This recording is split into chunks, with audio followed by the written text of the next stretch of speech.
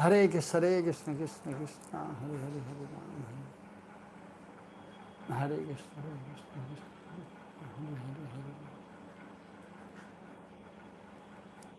Hare Krishna, Krishna Krishna,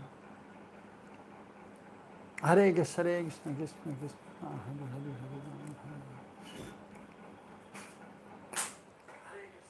Hare Krishna, Krishna Krishna, Hare Hare, Hare Ram. Krishna Krishna, Hare Hare, Hare Ram, Hare Ram, Ram Ram, Hare Hare, Hare Krishna Krishna, Hare Hare, Hare Ram, Hare Ram, Ram. Krishna Krishna, Hare Hare, Hare Ram, Hare Ram, Ram. Krishna Krishna, Hare Hare.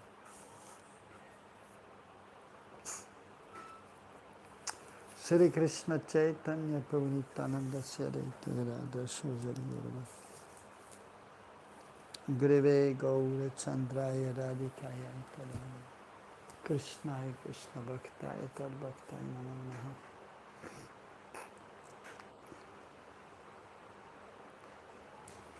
Vandeham Sri Guru Sri Yutapada Kamalam Sri Guram Vaishnavanscha Sri Rupam Sagrajatam Sahagana Raghunathan Vitantam Sajivam Sadaitam Savadutam Parijana Saitam Krishna Chaitanya Devam Sri Radha Krishna Padam Sagana Lalita Sri Vishakandritam Sham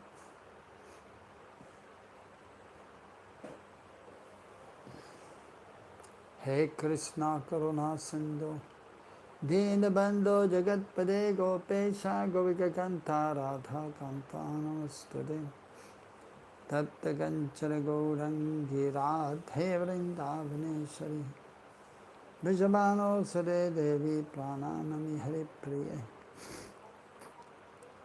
Vanchakalpatrubhyascha Kripa Sindhubhyevacha Patidanam Pavanebhyo Vaishnavebhyo Namo Namaha.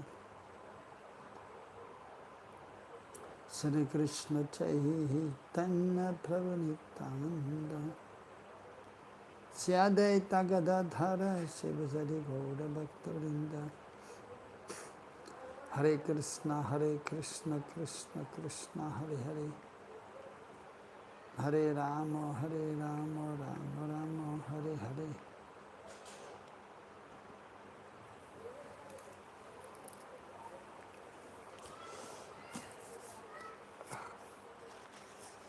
Reading from Jaiva Dharma by Bhaktivinoda Thakur, Chapter 9. Nitya Dharma, Material Science and Civilization.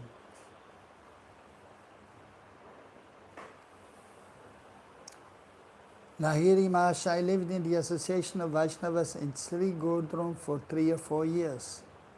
And thus his heart became fully pure. At all times he chanted Harinam while eating, walking and sitting, before sleeping and after rising. He wore simple clothes and did not even use shoes or sandals. He had relinquished his pride and his caste so completely that as soon as he saw a Vaishnava, he would offer him Dandavat Pranam and forcibly take the dust from his feet. He would seek out pure Vaishnavas in order to honor the remnants of their meals. His sons came to him from time to time, but when they understood his mood, they departed quickly, not daring to propose that he should come home with them.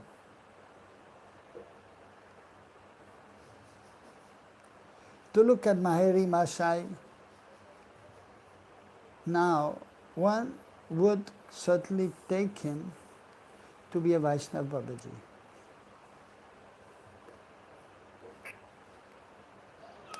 From the philosophy of the Vaishnavas of Sri Godrum, Lahiri Mahashai had understood that the essential principle is genuine detachment within the heart.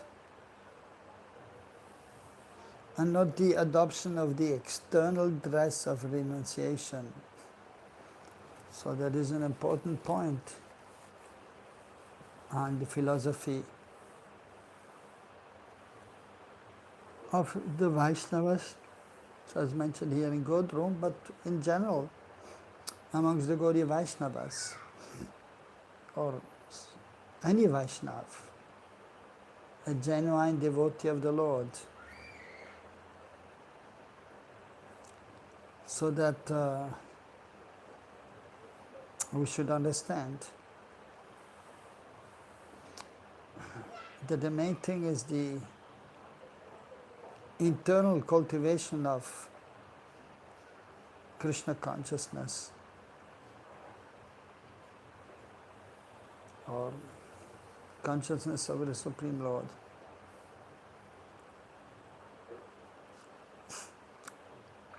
And it does not depend on the external. So as mentioned here, the adoption of a dress of a renunciant.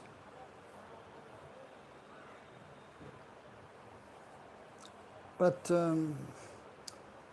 so therefore usually also it is mentioned that unless one is in purified consciousness, even some of the acharyas have expressed that in order to enter the sannyasa ashram or bhavaji ashram, one should be situated on the platform of bhav. And then, so certainly one may be able to give justice to the position of a renunciant, true renunciant. At the same time, so the platform of bhav is rarely achieved, and therefore we cannot really expect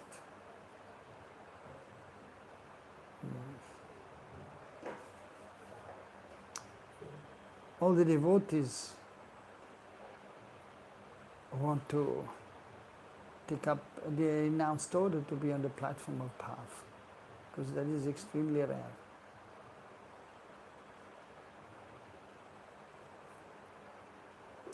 But he should at least be on the platform of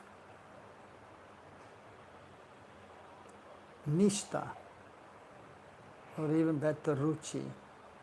So he should have a taste for the holy names of the Lord, for devotional service, and so being completely fixed in devotional activities with body, mind and words.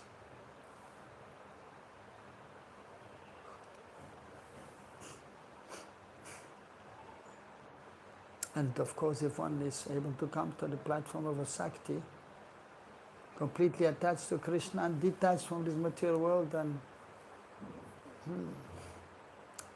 then he may be a truly a sannyasi, what to speak of bhavavasta.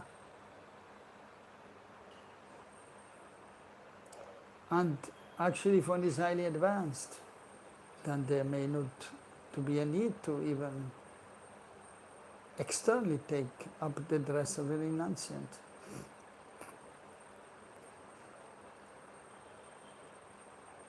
One may be also a householder.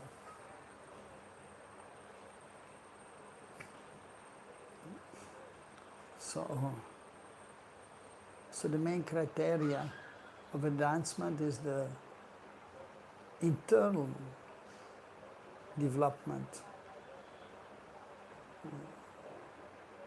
absorption in Krishna consciousness internally.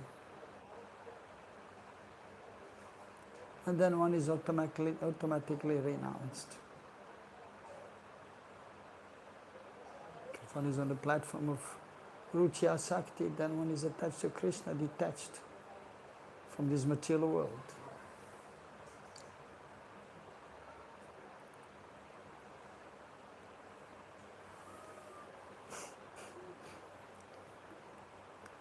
So, but for practicing devotees, it may be helpful to enter the renounced order of life, to become absorbed in Krishna consciousness.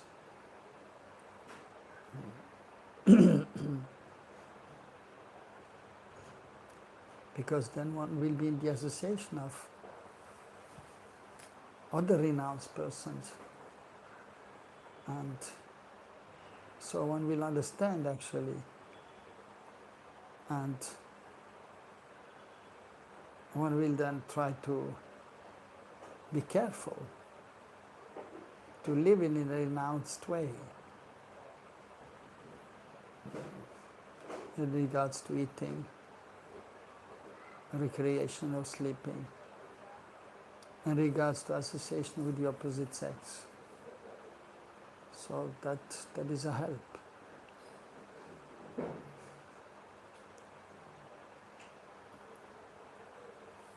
So that we should understand.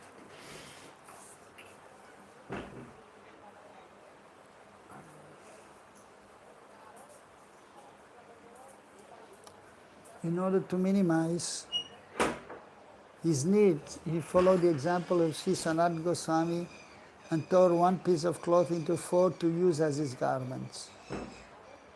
Nonetheless, he still wore his sacred thread around his neck. Whenever his sons wanted to give him some money, he would reply, "I will not accept even a single kauri from materialists."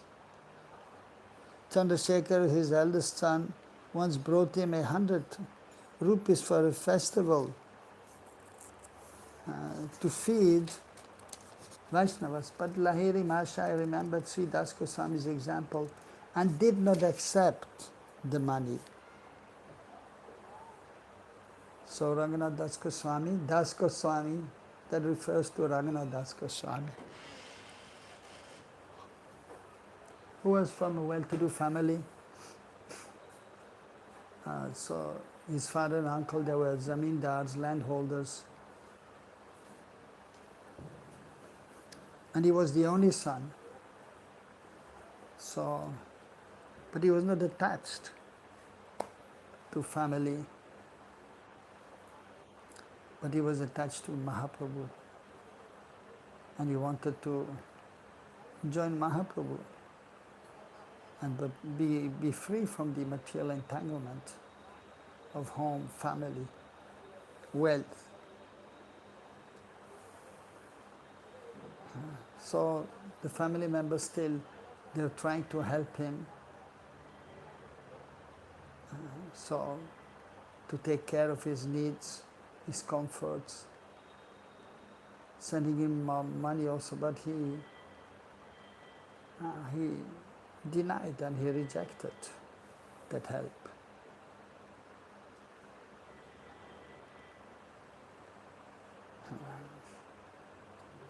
So those in the renounced order of life, they should try to live a simple life.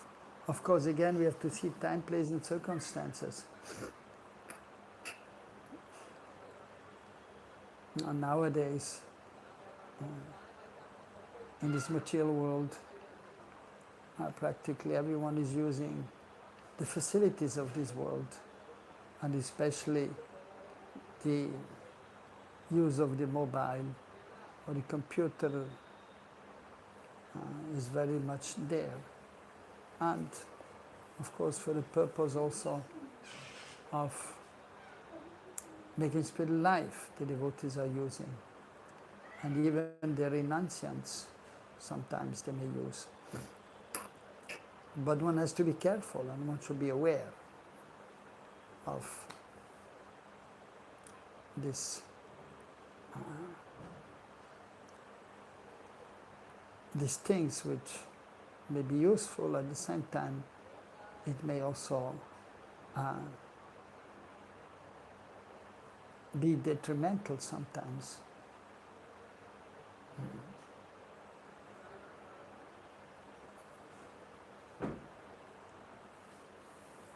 So we have to see time, place, circumstances. So Srila Prabhupada, he gave the example of using the words of Rupa Goswami, Yukta Vairagya. So true renunciation is not just simply giving up the things of this world, but the true renunciation is to engage everything in Krishna Seva and not to be attached in these things even though they may be there. So therefore Prabhupada also he used so recording machine, typewriter and Krishna Seva. And even of course acquiring palatial buildings, but in order to establish preaching centers and establishing deities and then engaging the devotees in the service of the Lord. Also his spiritual master Srila Bhaktisiddhanta Saraswati Thakur, and so he very much used this principle of Yukta Vairagya.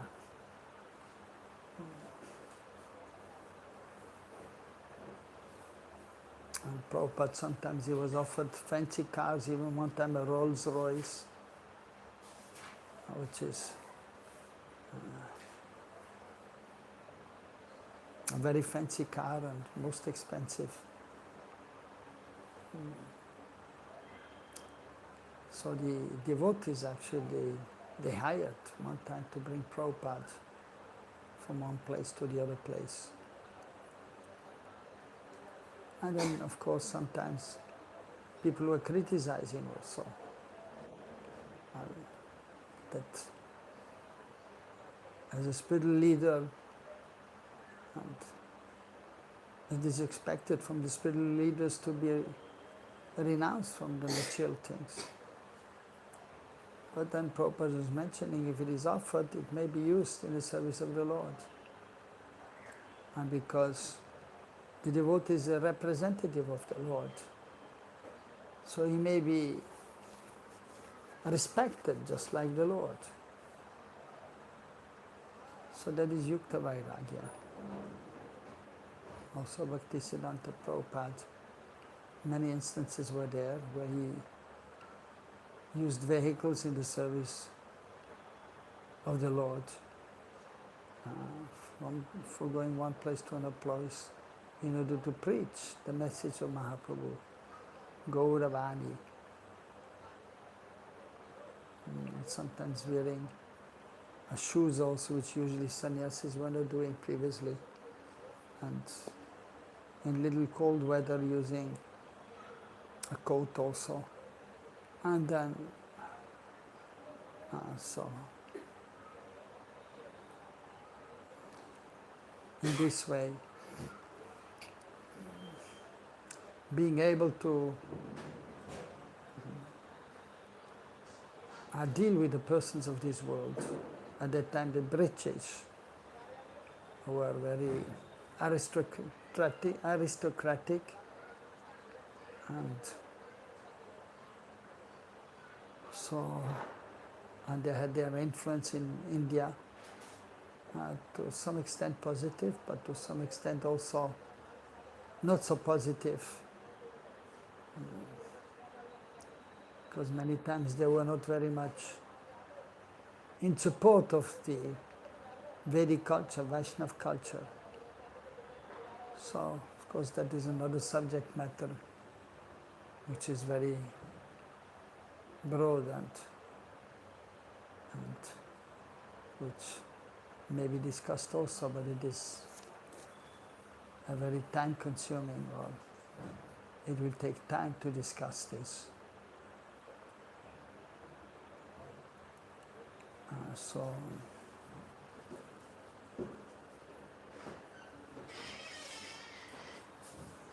But in essence, a true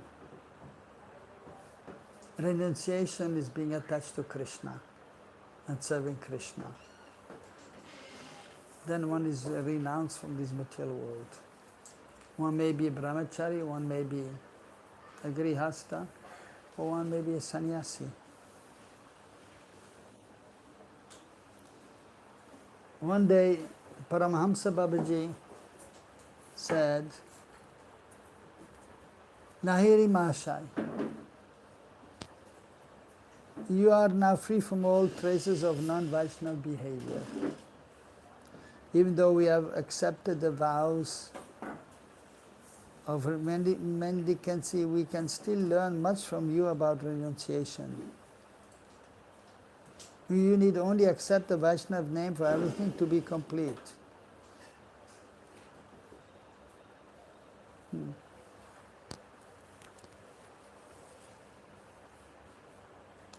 So here Babaji Maharaj addressing Lahiri Mahashaya, and out of genuine humility, so he's appreciating Lahiri Mahashaya.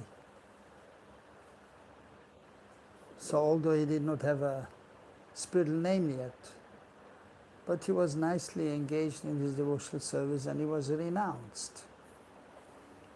So Paramahamsa Babaji here, so he appreciated that. So therefore he said, we can still learn from you. So out of great humility.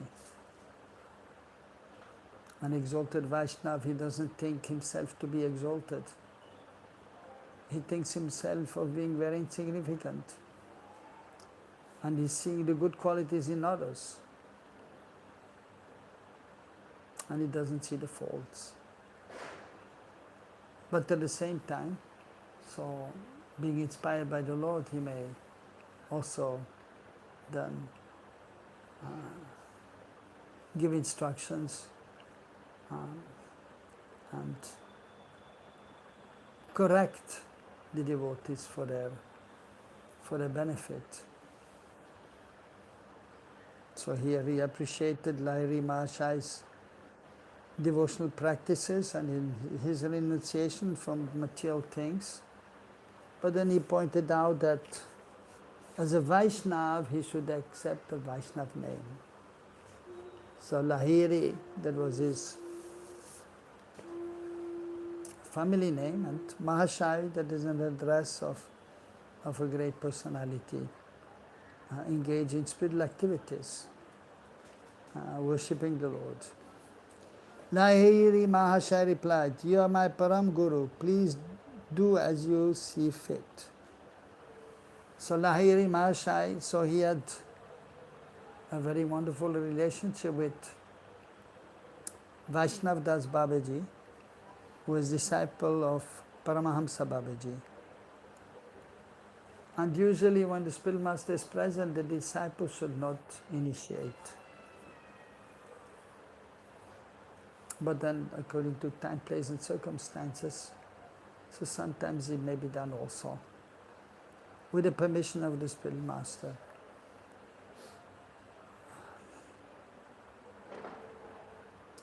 So Lahiri Mahashaya, so he accepted Vaishnav Das Babaji as his guru, and therefore he addressed Paramahamsa Babaji as Param Guru. Guru, Aim Gurave Namaha, Param Guru, Om Param Gurave Namaha. And then,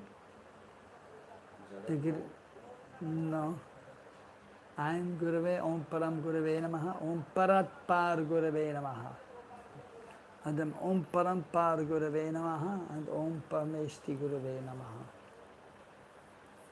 So these are the address of the spiritual master, and then his spiritual master, and then so the great grand spiritual master, and so on. Babaji Mahashaya, your residence is at Sri Santipur. So we will address you as Sri Advaita Das. So he gave him the name Advaita Das, in remembrance of Advaita, who stayed in Shantipur. You have been to Shantipur? Not yet. You have been to Shantipur? But Mayapur you have been, right? Okay, yeah, good. You? Yeah, good. Nice place? Yeah.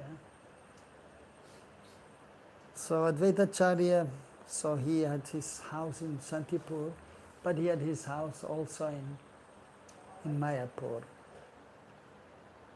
So sometimes he was in Shantipur and sometimes in Mayapur. Shantipur is not so far from Mayapur, maybe 25 kilometers, something like that.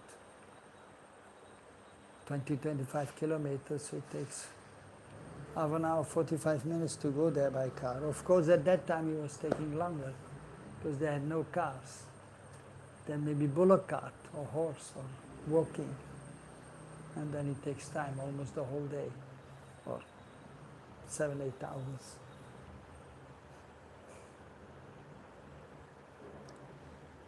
So, Lahiri Mahashai fell in prostrate obeisance and accepted the mercy of his new name.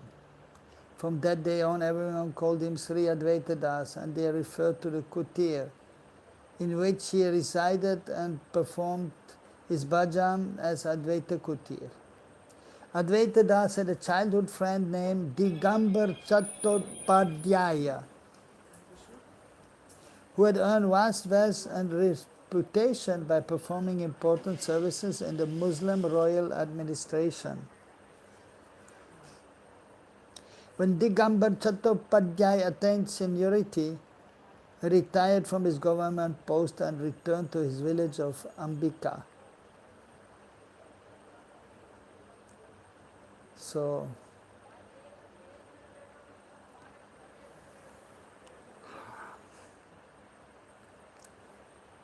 since bygone ages, so that is a system that at a certain point one may retire from the duties of this world.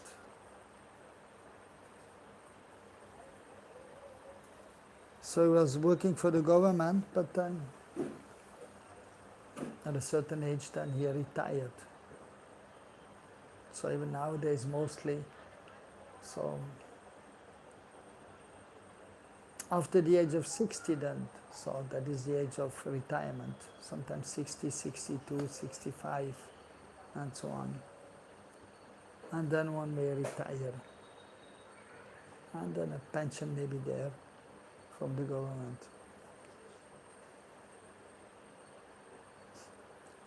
So at that time one may also, if one is householder, one may then also live in a more simple way. And one may be vanaprast, so brahmachari, grihastha, vanaprast, sannyas. Vanaprasts of two kinds. One is living in the simple way, still the wife is there, but then more devoted to the Lord and not engaged in social life, keeping to a minimum. Like Prithu Maharaj also did, but at a certain point, and Prithu Maharaj left also his kingdom. And he went to the forest. It is mentioned he went to the forest alone. Means he didn't take any of his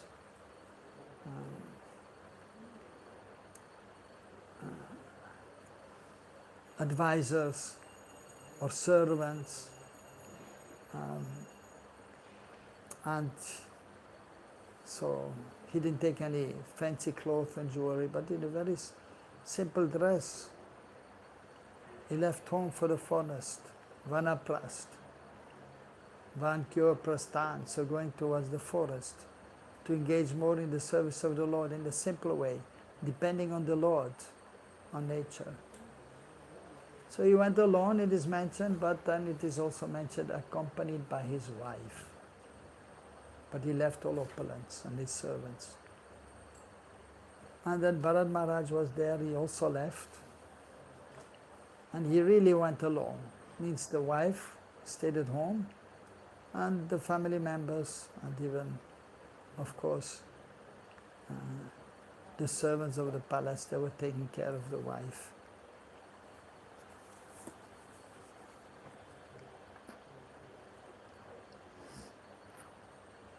So as here, Lahiri Mahashai was now known as Advaita Das, so he left everything and went alone to stay in Godrum.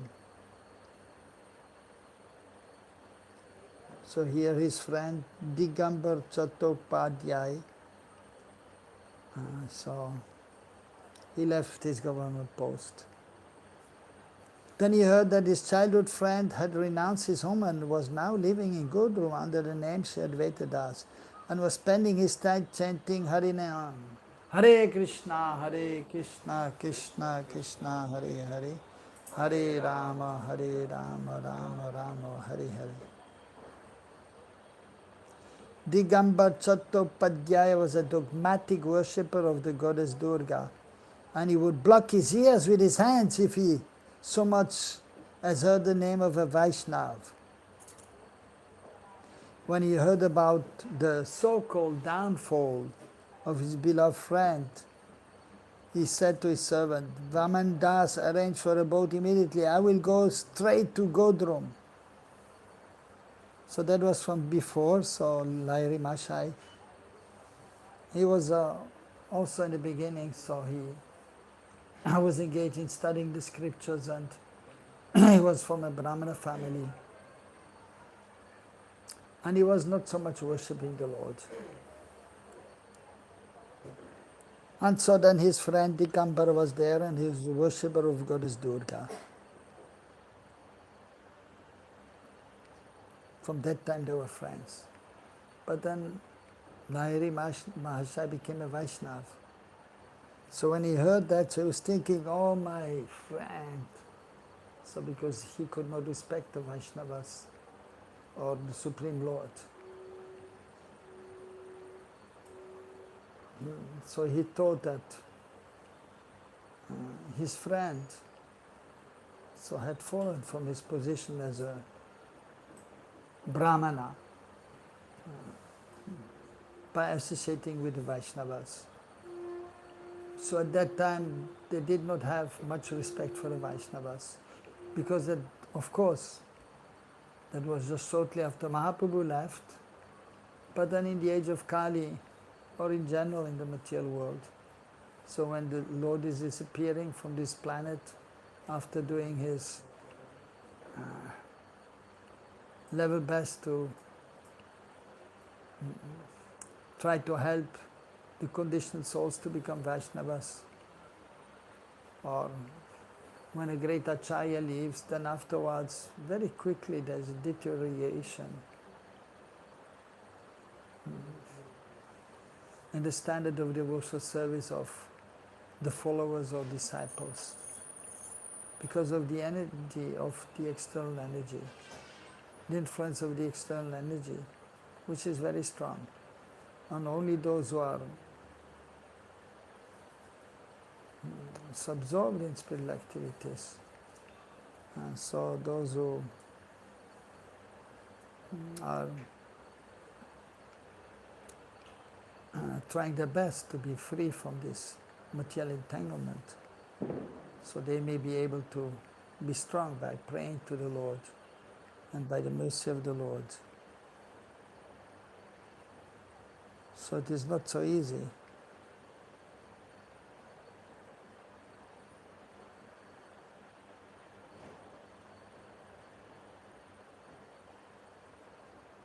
So this Digambar, so he told his servant, let us go to Godrum. The servant quickly hired a boat and reported back to his master.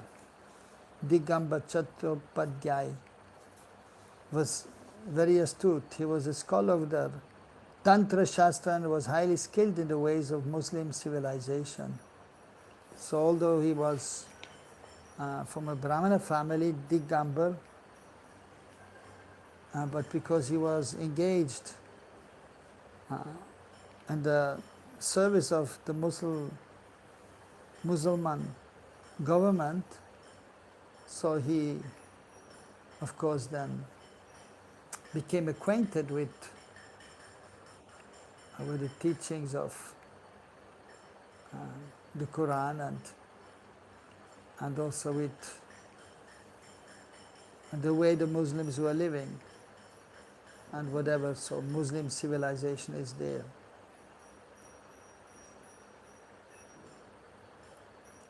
His knowledge of Farsi and Arabic forced even Muslim scholars and teachers to admit defeat at his hands. And he would leave any Brahmana scholar dumbfounded by his expertise in arguing the Tantra Shastra. He had acquired a significant reputation in Delhi, Lucknow and other cities, and in his spare time, he had written a book called Tantra Sangraha. So the different Shastras are there, the Vedic Shastras, so Vedic literatures, 4 Vedas, Vedanta Sutra, then the Puranas, Itihasas. So, and one part is also known as, one is Pancharatra Shastra is there, Tantra also known as Tantra sometimes, and other texts are there are known as Tantra.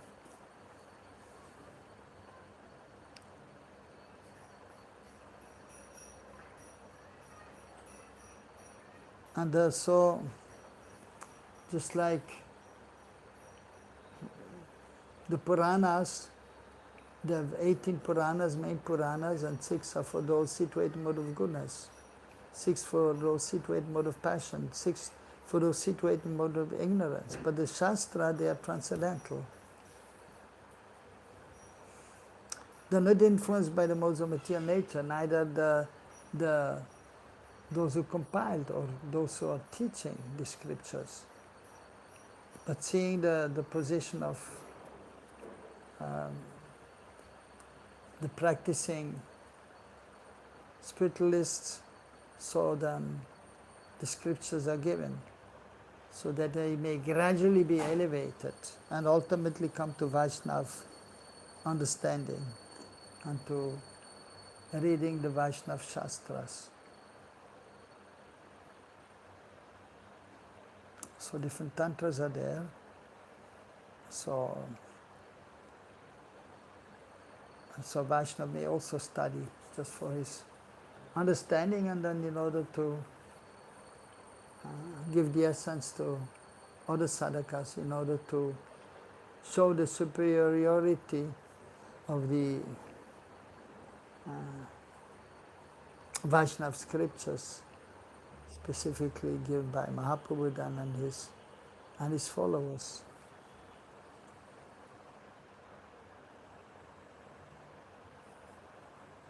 So he wrote a book on the different tantras known as Tantra Sangraha, collection of this tantra, or the sar, the essential words of these scriptures. And so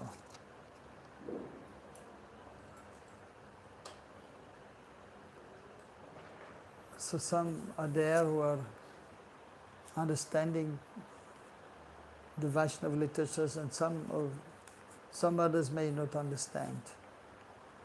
And they are known as usually as smarta. They are knowledgeable in the scriptures, but they don't fully understand the essence of the Vedic literatures.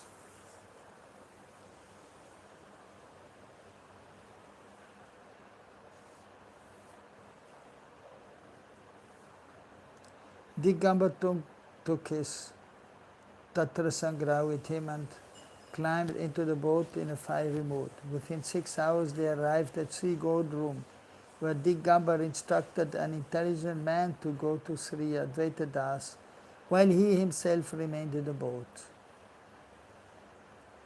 Digambar's messenger found Sri Advaita Das sitting in his kutir chanting Harinam, and he offered pranam to him. "Who are you and why have you come?" inquired Advaita Das. The man replied, "I have been sent by the Venerable Digambar Chattopadhyay." He asked whether Kalidas still remembers him or whether he has forgotten him. So Lahiri Mahashai, he was also known as Kalidas. Sri Advaita Das asked rather eagerly, "Where is Digambar? He's my childhood friend. How could I possibly forget him? Has he now adopted Vaishnava Dharma?" The man said, "He's sitting in a boat at the riverside. I cannot say whether he's a Vaishnava or not."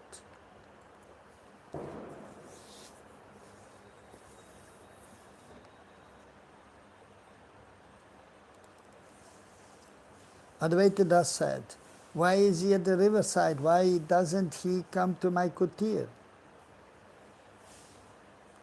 When the messenger heard these inviting words, he left to inform Digambar, who arrived at Advaita kutir within an hour. Accompanied by a few other gentlemen, Digambar had always been a generous man at heart, and now he became overwhelmed with joy when he saw his old friend. He embraced Advaita Das and sang a song that he had composed himself.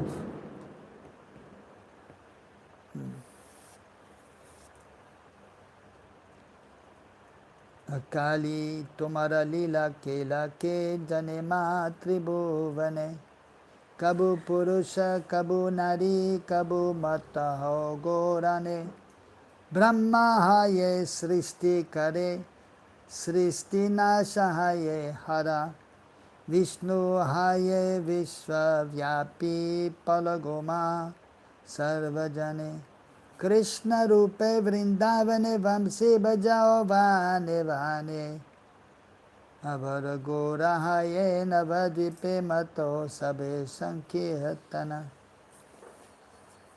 O Mother Kali, so Durga Devi, who in the three worlds can fathom your pastimes? Sometimes you take the shape of a man, sometimes that of a woman, and sometimes you appear in a battle in a ferocious mood. As Lord Brahma, you create the universe. As Lord Shiva, you destroy it. And as Lord Vishnu, you pervade the universe and maintain all living entities. As Sri Krishna, you appear in Vrindavan and wander from forest to forest playing the flute. Then again you appear in Navadip as Sri Gora and intoxicate everyone with the chanting of Sri Harinam. So,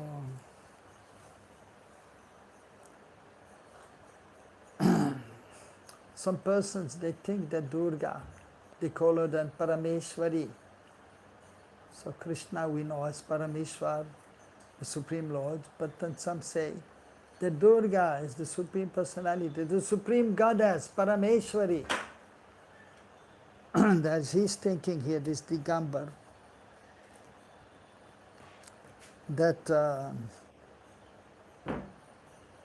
sometimes he comes in this world as a man or a woman, and sometimes she appears as Brahma to create the world, she appears as Shiva to destroy the world, and she appears as Vishnu to maintain this world. And then she appears as Krishna in Vrindavan, who is playing the flute. And again she is appearing as Mahaprabhu. So that is their understanding, which we do not accept at all. So we understand that Parameshwar is Krishna, Supreme Being is Krishna, Adipurush, Mool Roop. And then Srimati Radharani, she is the energy of the Lord, the original goddess of fortune, Srimati Radharani.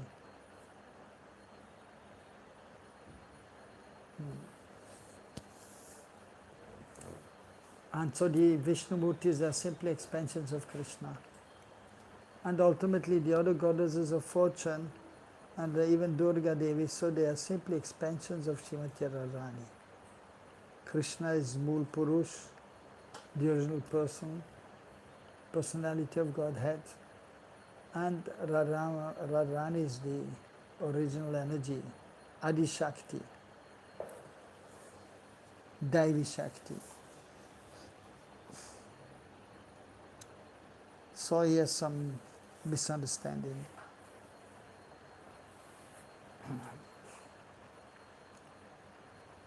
So therefore even in the scriptures, so sometimes Durga is addressed as, so Bhagavati as, or Parameshwari, the Supreme Goddess of Fortune, because not everyone is able to immediately understand that Krishna is the Supreme Lord. So not everyone can engage in devotional service of Krishna immediately. So therefore, actually then, The different scriptures are there, different Puranas and Tantras as explained. For those who are not able to understand that Krishna is the source of everything. But at least there are, so even those who may accept Durga as Parameshwari, so at least they will accept superior authority and they may try to engage in spiritual activities. So that should be respected. But at the same time, we should know what is the absolute truth, and we are not deviating an inch from that. And so by the mercy of Mahaprabhu, so we have the proper understanding. So he has explained to Rupa Goswami, Raghunath Das Goswami, Sanatana Goswami about the absolute truth, Param Tattva, about the spiritual world, about this material world, and so the different incarnations. So Mahaprabhu has given complete essential knowledge to Rupa Goswami and Sanatana Goswami and Raghunath Das Goswami, and also told them the essence to be given for the common man, so in order so they may advance. So therefore he instructed the Goswamis, Rupa Sanatana, Raghunath Das Goswami, to write transcendental literatures with his philosophy, and to go to Vrindavan and excavate the lost holy places of Krishna's pastimes. So it is our good fortune that we have come in contact with the Gaudiya Vaishnava Sampradaya, that we have come to know about Mahaprabhu and his philosophy.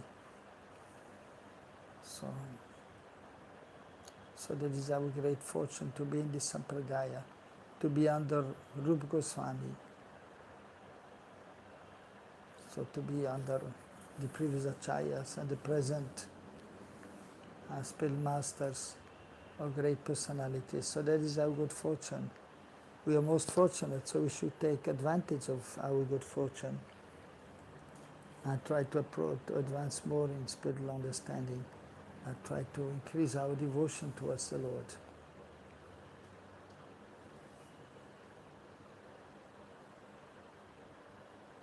Advaita Das offered the Gamba Chattopadhyaya a seat made of leaves, saying, "Come in, my brother, come in. It has been such a long time since we last met."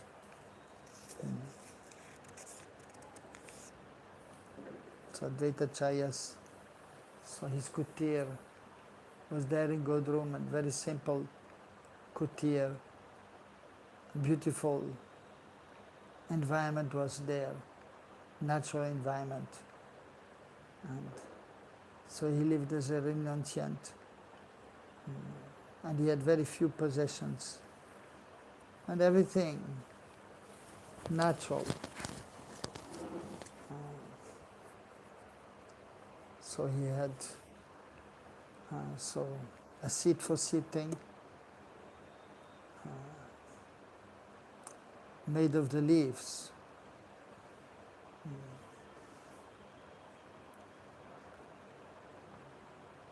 And then also he had for his guests who used to come, similarly, so he had made seats for them, and so he offered a seat to his friend.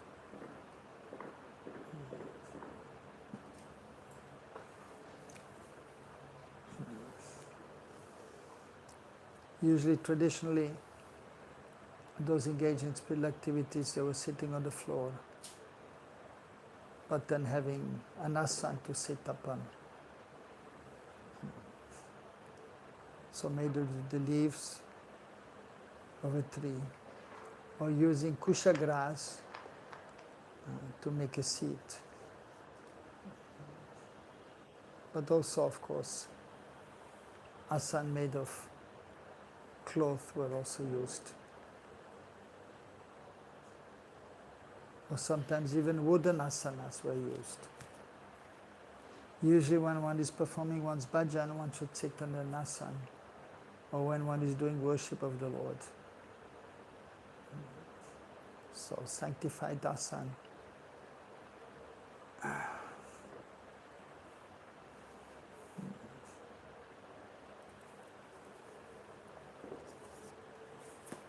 So then the discussion will be there between Advaita and Digambar. So it's a long discussion, a few pages. So